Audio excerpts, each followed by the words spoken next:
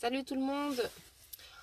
Petit live du matin suite à une question en MP. Je donne mon point de vue. Comme d'habitude, c'est ma vérité, ça appartient qu'à moi. C'est juste des points de réflexion pour élargir votre regard, pour pouvoir gagner en ouverture sur un point de vue.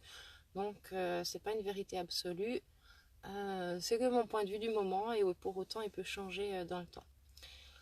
La question, c'était, je repose le topo, je vais de mieux en mieux dans ma vie, je suis de plus en plus maître de mes choix, de mes décisions, et du coup, comme je vois de plus en plus ce qui ne va pas chez moi, je vois aussi de plus en plus ce qui ne va pas chez les autres.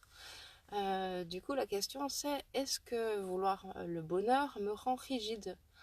La question, elle renvoie à comment je dis ce que je vois aux autres.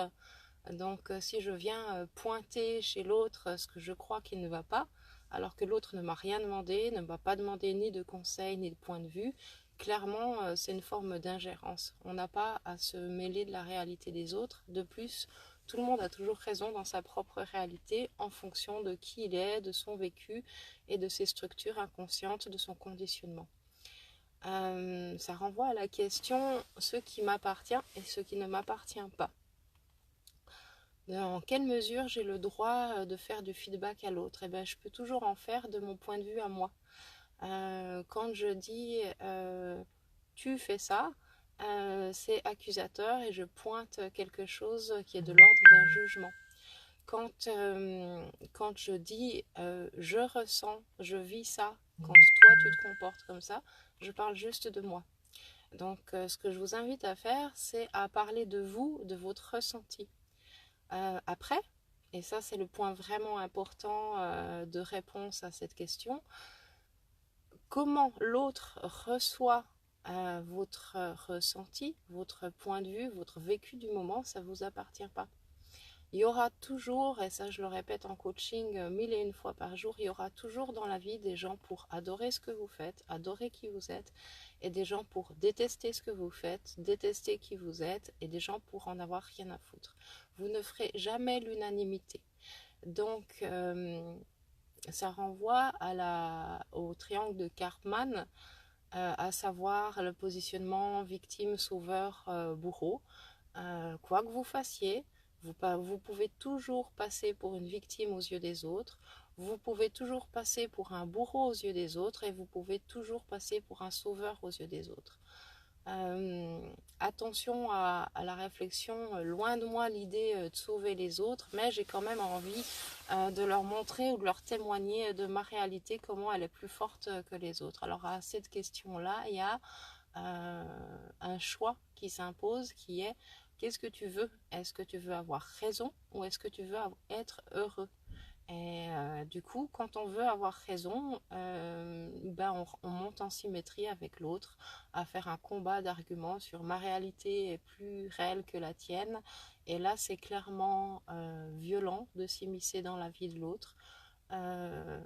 C'est clairement ingérant et clairement, ça mène pas au bonheur. Avoir raison, gagner une joute verbale sur j'ai plus raison que toi, ça rend pas plus heureux.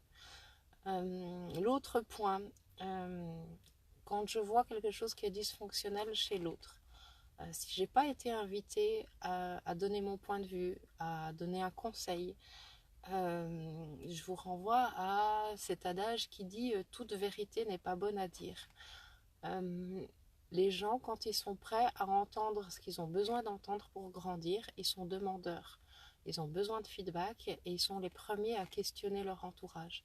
Quand les gens n'ont pas envie de changer leur réalité, quand les gens n'ont pas envie de changer de point de vue, vous n'avez pas à dire ce que vous pensez de leur façon d'être, leur façon de fonctionner.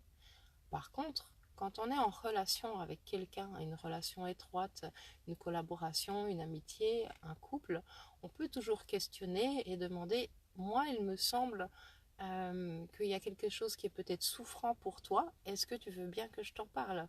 La personne, elle dit oui, elle dit non, et puis après, la façon dont elle accueille votre point de vue, ça lui appartient. Il y a, c'est là la grande limite, c'est que on est tous fortement handicapés pour dire ce qu'on ressent. On n'a pas été éduqués pour ça. Et on est tous fortement handicapés pour communiquer avec bienveillance. Il y a plein d'outils comme la CNV qui peuvent être des bons outils de communication. Personnellement, j'y crois pas en termes d'expression d'émotion. Voilà, mais ça reste que mon point de vue. Et donc, est-ce que, pour répondre clairement à la question, est-ce que vouloir mon propre bonheur me rend rigide? Eh ben non, par contre, ça implique des deuils. Parce que quand on avance dans son propre chemin, et que je vais parler de ma propre expérience, ça sera peut-être plus simple que de poser de l'abstrait. J'ai été dans ma vie dans des situations où je tenais à mon malheur, je tenais à mon mélodrame, et forcément je rencontrais que des gens qui vivaient dans leur propre mélodrame, dans leur propre malheur. Quand j'ai commencé à voir que j'étais seule responsable de ce que je vivais et de comment je le vivais et de comment je le prenais émotionnellement, et que j'ai commencé à changer ça à l'intérieur de moi, effectivement, je me suis sentie en décalage avec mes cercles d'amis, mes cercles proches et un peu moins proches. Il y a eu un moment où il a fallu choisir. Est-ce que j'avance seule? Et ma foi, il y a des gens qui ne vont pas comprendre mes choix, qui ne vont pas comprendre mes positionnements. Ou est-ce que je reste à la traîne parce que j'ai décidé de sauver toute l'humanité? Et donc, à la question, est-ce que vouloir mon bonheur me rend rigide? Non, à condition que j'impose pas aux autres ma propre recette de mon propre bonheur qui m'appartient qu'à moi et qui est mon propre chemin. Hein. Tous les bonheurs ne sont pas interchangeables. Si moi, mon kiff, c'est d'être un rat de bibliothèque et de passer mon temps à lire des livres, et si mon voisin, son kiff, c'est de courir le 100 mètres et c'est pas la peine que je le force à passer sa vie dans une bibliothèque, il va pas être heureux, quoi. Donc prenez la mesure de ce qui vous convient et ce qui vous convient à vous, et ce qui convient à l'autre est ce qui lui convient à lui. Et il y a des gens qui tiennent à leur malheur, et j'en ai fait partie pendant une longue partie de ma vie, et c'est ok. C'est ok, on ne peut pas forcer les gens à avancer, on ne peut pas obliger et contraindre les gens à être heureux.